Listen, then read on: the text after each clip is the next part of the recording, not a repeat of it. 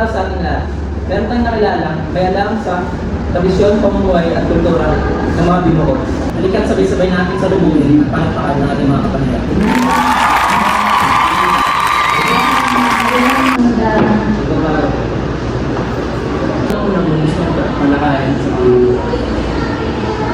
Ang gusto kong talakayin sa mga Binuko ay ang kanilang tradisyon.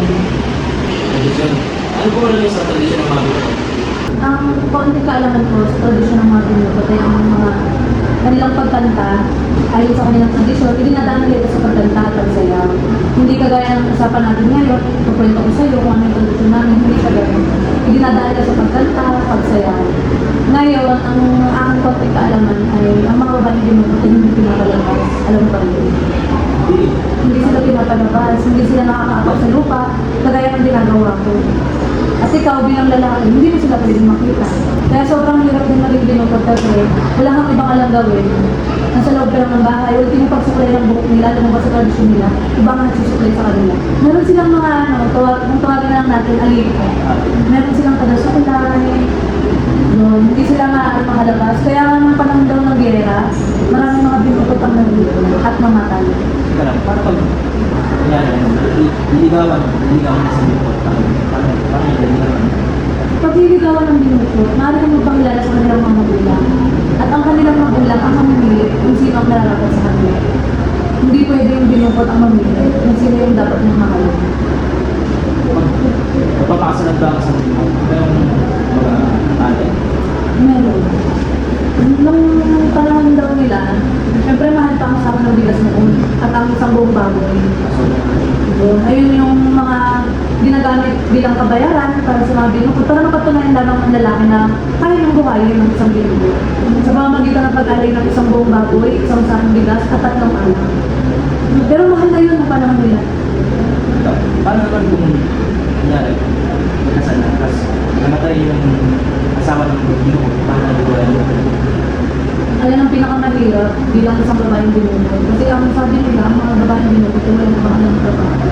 Kasi nga diba dati, ang mga Binuko, diba, ano lang sila, taong bahay lang talaga, hindi sila makikita ng mga kahit sino lalaki, or kahit sino mga nila, kundang mga kabilang lang. Kaya pag namatay ang kaparehas nila, ang kanilang asawa, mahihirapan ng babaeng Binuko itong magtrabaho. Napipilitan na itong ibenta ang kanilang mga lupain, ang mga natundang ng kanilang asawa, ang nabubuhay pa. Bukod doon, ano ang alam mo sa pamumuhay ng mga Binuko? Pamumuhay ng Binuko ay hinihingatan sila ng kanilang magulang at ng kanilang komunidad.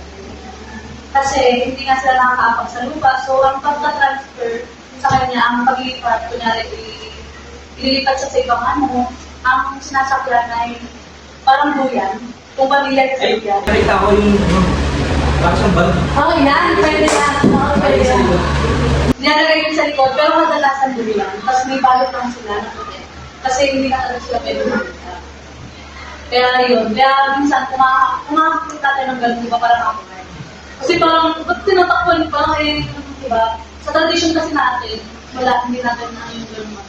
Pero sa kanila, yun, talagang ano nila na, pag may kabayan Binuko, ibig sabihin lang daw ng pagkabayan Binuko na maganda, puti, yun. Kaso walang mga picture eh, ng mga Binuko na ano, ng mga bata pa sila, parang matunayan. Ano daw, yung kultura nila, pinapasa-pasa, balik sa pagkakas.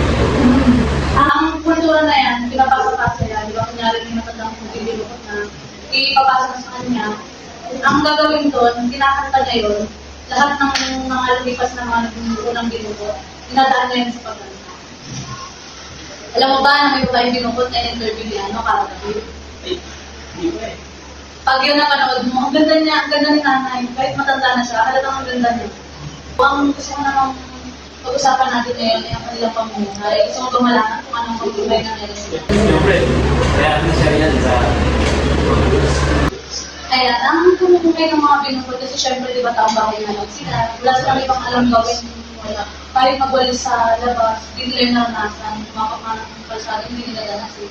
Ang pamumuhay nila, alam ba, yung ano, pag-habi. Yun, pag-habi. Yun yung kadalasan ginagawa ng mga bahay Binuko kasi hindi na sila nakapag-aaral. paano yun wala silang exercise, mahina sila. Nahina sila kasi hindi nga sila nakakalabas. Kaya yung paghahabi, parang yun yung ibang halong din nila, para malibang kasi isipin mo, nasa loob ko ng bahay, ikaw na magsabi. Kaya yun, kaya yung paghahabi, yun yung naging parang libangan nila. Pero naging talagang nila yan, mabuhay. Pinagkakakitaan nila yan, pero yun nga lang, nakakaawa kasi hindi nila nag-tuwing. Ayun yung mga gusto kong nagkwento, kaya maraming salamat sa nila ko pinahayagan mo madalo dito. Maraming salamat sa iyo pagdalo. Maraming salamat. Magandang araw sa ating lahat. Alam mo po akong nakilala isang may alam sa isang dito. Halika't sabay-sabay natin ng salubungin at palakpakan si Mr. B. Maaari niyo po bang ipaliwanag kung ano ang isang dito? Ang pagkaalala ko sa binukod ay sila yung pinakamaganda na babae sa pamilya na anak. Tapos,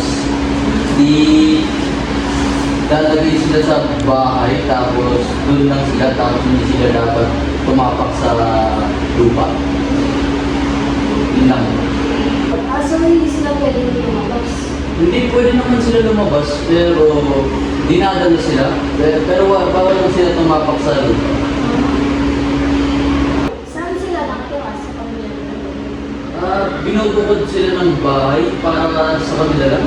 Tapos, doon lang sila. Paano sila nag-aasawa? Pinipili ng magulang nila kung sino yung asawahin nila. Paano pinipili ang isang dito? Kinukuha yung pinakamaganda sa magkakapatid. Tatlong taon pa nga lang sila, pinipili na kung sino binubukod. Ay, babata pa ba nila? Ano ang naramdaman ng isang taong pinili? Sa tingin ko malulungkot sila kasi sa bahay lang sila, wala silang ginagawa. Parang wala silang palayaan. Hindi sila nakakapagkakaroon dito. Mga pag-aaral. Oo, hindi. Kasi kapag tatlong taon na sila, pinipili na sila yung bukod, di ba? Tapos, gagawin sila ng bahay, tapos doon lang sila. Hanggang paglaki nila. Ano ang mga dapat taglay ng isang dito? Ang dapat nilang taglayin ay dapat sila yung pinakamaganda sa pamilya nila. Tapos maputi. Tapos mahaba ang buhok. Tapos may kaya din dapat yung pamilya. Alam mo ba na bawal gupitin ang buhok nila? E di kapag mainit, hindi sila nagpapagupit. Oo, kasi parte ng kultura nila. Inalagaan nila yung buhok nila. Alam mo ba na bawal sila magpagupit ng buhok nila? Kasi parte ng kultura nila eh. Para silang prinsesa sa bahay nila eh. Alagang-alaga sila ng kanilang pamilya at sa kanilang pamilya. Naapektuhan ba ang binuo sa tagal ng panahon? At sa makabagong teknolohiya?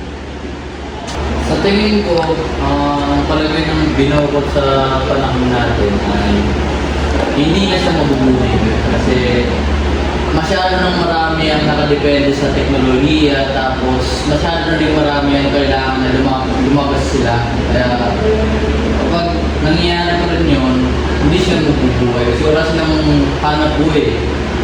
Kasi always lang sila nasa bahay, wala silang ginagawa, tinutulungan sila ng pamilya niya, kaya komunidad niya.